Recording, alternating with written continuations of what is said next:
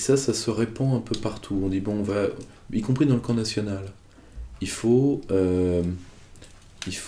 le retour du religieux est un bien, donc il faut qu'on se couche un petit peu, parce que comme ça on n'aura pas de problème, et ils vont nous redonner la foi. Alors premièrement, ce n'est pas un retour du religieux. Vous êtes face à la face sombre des Lumières.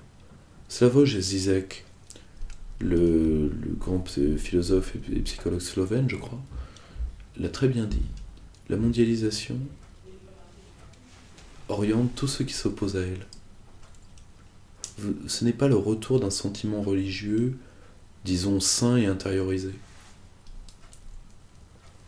C'est une part, par exemple, de l'arrivée des fondamentalistes. Il ne faut pas oublier qu'elle a été facilitée par l'Occident contre le nationalisme arabe, qu'elle assure le pouvoir de l'Arabie Saoudite, du Qatar, qui deviennent des menaces stratégiques pour nous. Et donc il va falloir remettre à plat certaines alliances. Or, ces gens-là ont une vision de l'islam qui est sectaire. Et si vous voulez, je vais vous donner un exemple. L'islam marocain, qui oriente toute l'Afrique de l'Ouest. Le Grand Maroc, ça a été jusqu'à Tombouctou, jamais l'oublier. Fait qu'il y a des pèlerinages de cet islam-là qui sont totalement... que les wahhabites, pour eux, c'est de l'idolâtrie.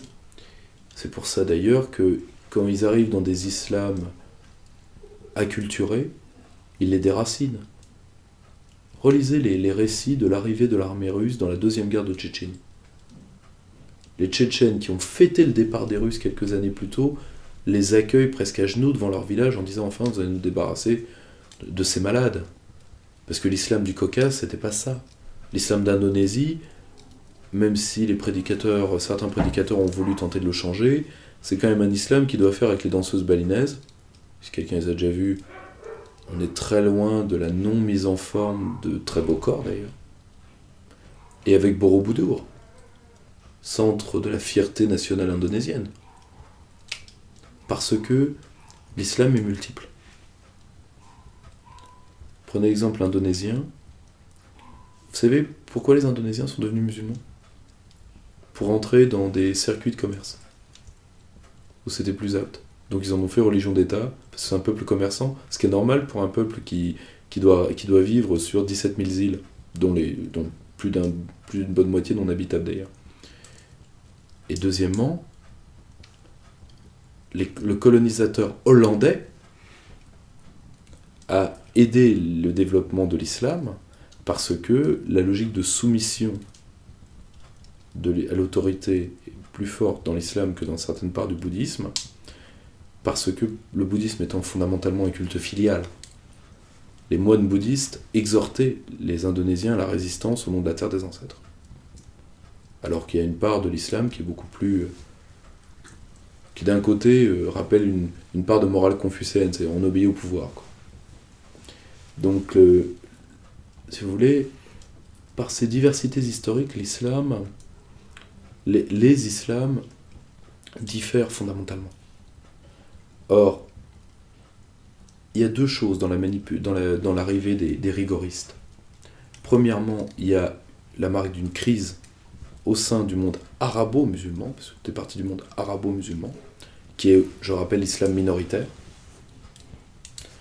et ce qui est parti dès les années 70-80 des puissances du Golfe.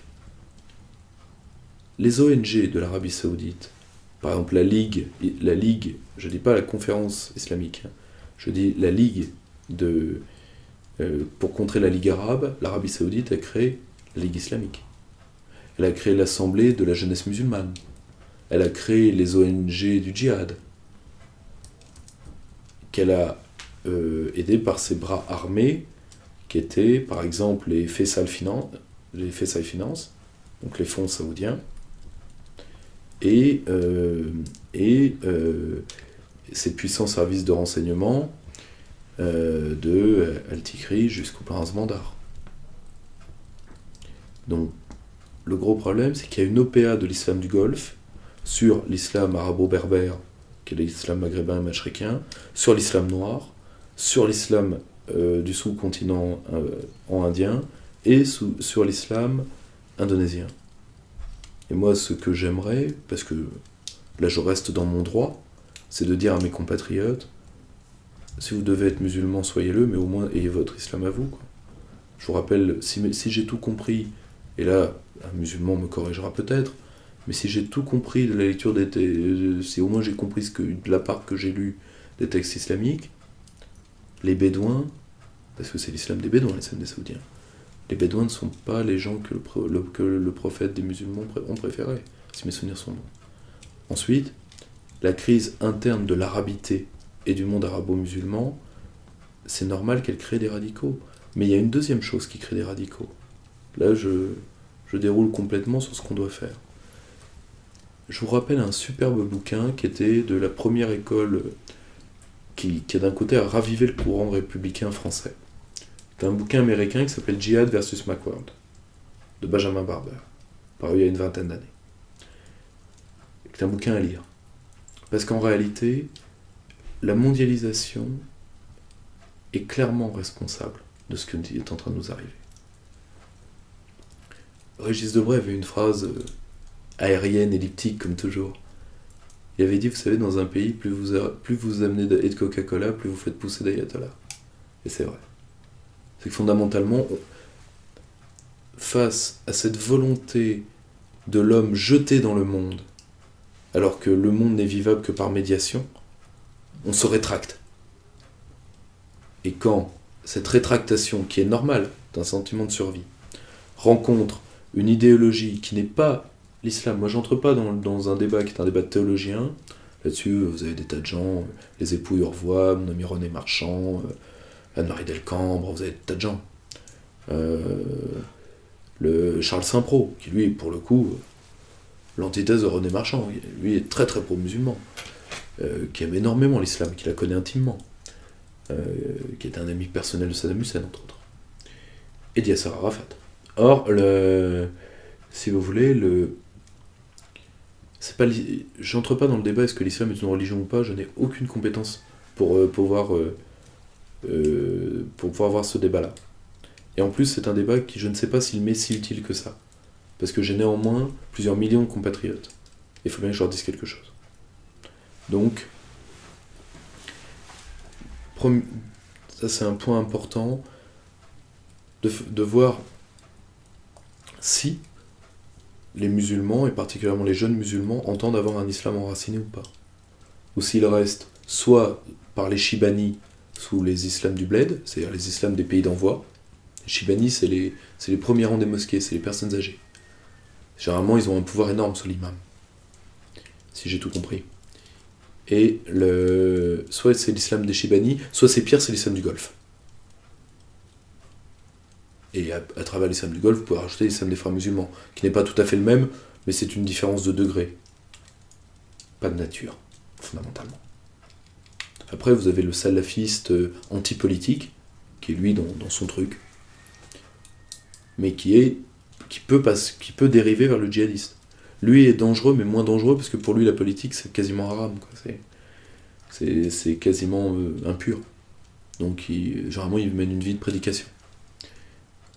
Or, si vous voulez, la seule chose, c'est d'arriver pas à islamiser la France, mais à donner une branche, mais à donner, disons, à donner à l'islam un terreau en France. Ça nous renvoie à nos discussions sur la laïcité, ça nous renvoie à nos discussions sur la prééminence de la culture chrétienne, et sur l'autorité, là encore, et ça c'est le point fondamental de l'État.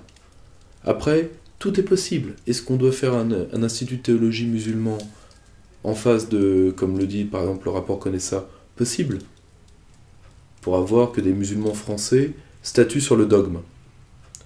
Les mosquées du Caire vont moyennement apprécier, je vous le dis tout de suite, mais possible.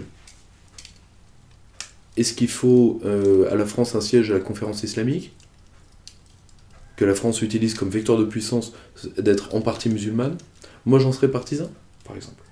Tout en étant une politique très dure d'immigration, de remigration à l'intérieur. Mais pour les nôtres qui doivent rester, il faut aussi que la France assume ce côté-là d'elle-même. Vous me direz, il y a des gens qui vont regarder la vidéo, qui vont tomber dans les pommes. Ce que je peux tout à fait entendre. Le seul problème, c'est que si jamais il y avait un grand centre d'influence géopolitique qui s'appellerait le SPAC, le Symposium des pays amateurs de concombres, j'aimerais bien que la France y ait un siège aussi. Voilà, la Russie a un siège à la conférence islamique. La Russie n'est pourtant pas soumise à l'islam. Donc si vous voulez, la seule chose, c'est... Là maintenant, la balle est dans le camp de nos compatriotes. Ensuite, et ça c'est le dernier point, dans la remise à plat des alliances, il est grand temps d'évaluer le taux de pénétration.